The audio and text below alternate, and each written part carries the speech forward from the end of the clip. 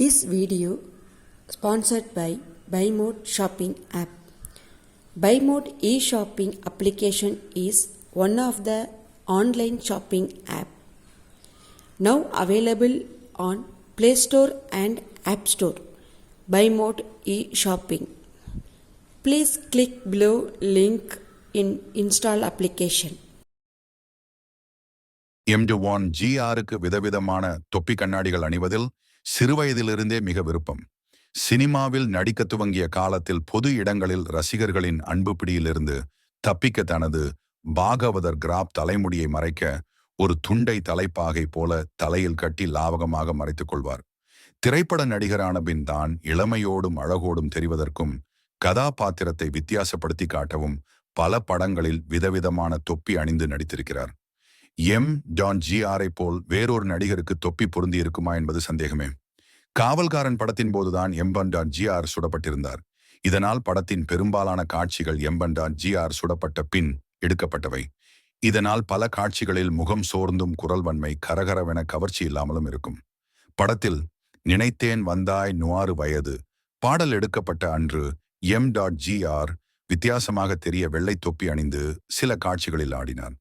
பாடல் காட்சி முடிந்ததும் M.GRிடம் அங்கிருந்தவர்கள், அண்ணே நீங்க தொப்பியில் நீங்க 10 வயசு குறைஞ்சி தெரியறீங்க என புகழ்ந்து தள்ள தன் இமேஜ் மீது எப்போதும் பெரிய அக்கறை கொண்ட M.GRக்கு வெட்கமாக போய்விட்டது. தன் முகப்பொலிவும் கவர்ச்சியும் குறைந்து போயிருந்ததாக வருத்தத்தில் இருந்தவருக்கு இது பெரும் மகிழ்ச்சியை தந்தது. இதன் பின்னர் வந்த படங்களில் M.GR விதவிதமாக தொப்பிகளை தேடி பிடித்து பயன்படுத்தினார். திரைப்படங்களில் மட்டும் அதுவரை தொப்பி பயன்படுத்தி வந்தவருக்கு அடிமை பெண் திரைப்படம் நிரந்தரமாக தொப்பி அணிய காரணமானது. படப்பிடிப்பிற்காக ஜெய்ப்பூர் சென்றிருந்த போது பாலைவனத்தில் நடந்த படப்பிடிப்பினால் M.GR சோர்ந்து போனார். படப்பிடிப்பை காண வந்த நண்பர் ஒருவர் முதலாக புஸ்குல்லா எனப்படும் வெள்ளை தொப்பியை கொடுத்தார். ஜெய்ப்பூரின் கடும் வெயிலை தொப்பியினால் தான் M.GRால் சமாளிக்க முடிந்தது.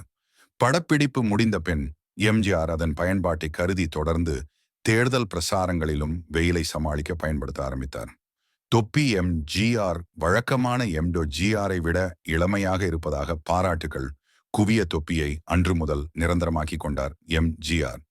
M.GRக்கு தொப்பி அடையாளமான வரலாறு இதுதான். கண்ணாடியை ஏற்கனவே அணிந்து வந்திருக்கிறார். பின்னாளில் M.GR இந்த தொப்பியின்றி வெளியிடங்களுக்கு வருவதையா படம் எடுப்பதையோ விரும்பியதில்லை. தொப்பி நிரந்தரமான பின் நெருக்கமான நண்பர்கள் குடும்ப உறவினர்கள் தவிர வேறு யாரிடமும் தொப்பியின்றி காட்சி தரமாட்டார். ஆரம்பத்தில் தொப்பி கடைகளில் ரெடிமேட் தொப்பிகளை அணிந்து வந்த M.GR ரசாக் என்ற தொப்பி தயாரிப்பாளரிடம் தனக்கென பிரத்யேகமாக தொப்பிகளை தயாரித்து தரப்பணித்தார். இவரே M.GRக்கு இறுதி வரை தொப்பி தயாரித்து கொடுத்தார்.